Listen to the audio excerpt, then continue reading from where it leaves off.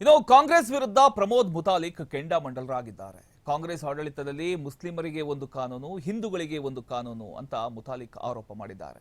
ಶ್ರೀರಾಮ ಸೇನೆ ಸಂಸ್ಥಾಪಕ ಪ್ರಮೋದ್ ಮುತಾಲಿಕ್ 65 ವರ್ಷ ಕಾಂಗ್ರೆಸ್ ಆಡಳಿತ ಮಾಡಿ ದೇಶಕ್ಕೆ ಏನ್ ಕೊಟ್ರು ಅಂತ ಪ್ರಶ್ನೆ ಮಾಡಿದ್ದಾರೆ.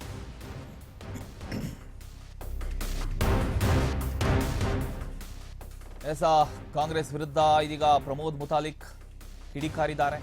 ಕಾಂಗ್ರೆಸ್ ಆಡಳಿತದಲ್ಲಿ ಮುಸ್ಲಿಮರಿಗೆ ಒಂದು ಕಾನೂನು, ಹಿಂದೂಗಳಿಗೆ ಒಂದು ಕಾನೂನು ಅಂತ ಮುತಾಲಿಕ್ ಆರೋಪ ಮಾಡಿದ್ದಾರೆ. 65 ವರ್ಷ ಕಾಂಗ್ರೆಸ್ ಆಡಳಿತ ಮಾಡಿ ದೇಶಕ್ಕೆ ಏನ್ ಕೊಟ್ರು? ಪಾಕಿಸ್ತಾನದ ಇಂಚಿಂಚು ಭೂಮಿ ಕೂಡ ಭಾರತದ್ದೇ, ಹಿಂದೂಗಳದ್ದೇ. ಆನೇಕಲ್ ತಾಲೂಕಿನ ಇಡ್ಲಾವಾಡಿ ಗ್ರಾಮದಲ್ಲಿ ವೇದಿಕೆ ಮೇಲೆ ಮುತಾಲಿಕ್ ಆಕ್ರೋಶ ವ್ಯಕ್ತಪಡಿಸಿದ್ದಾರೆ. ಪ್ರಮೋದ್ ಮುತಾಲಿಕ್ ಅವರು ಮಾತನಾಡಿದ್ದಾರೆ. ಕೇಳ್ಕೊಂಬನ್ನಿ. ಇಲ್ಲ, ಆದರೆ ನಮ್ಮ ದೇಶ ಮುಸ್ಲಿಮರಿಗೆ ಒಂದು, ಹಿಂದೂಗಳಿಗೆ ಒಂದು ಕಾನೂನುಗಳಿದಾವೆ. ಅದನ್ನ ಒಂದೇ ಕಾನೂನು ಮಾಡಬೇಕು. ಜಗತ್ತಿನಲ್ಲಿ ಎಲ್ಲೂ ಇಲ್ಲ.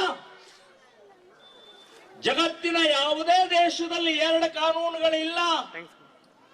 ಆದರೆ ನಮ್ಮ ದೇಶದಲ್ಲಿ ಇವತ್ತು 2 ಕಾನೂನುಗಳಿದಾವೆ, ಹಿಂದೂಗಳಿಗೆ ಮತ್ತು ಮುಸ್ಲಿಮರಿಗೆ ಅಂತ ಹೇಳಿ.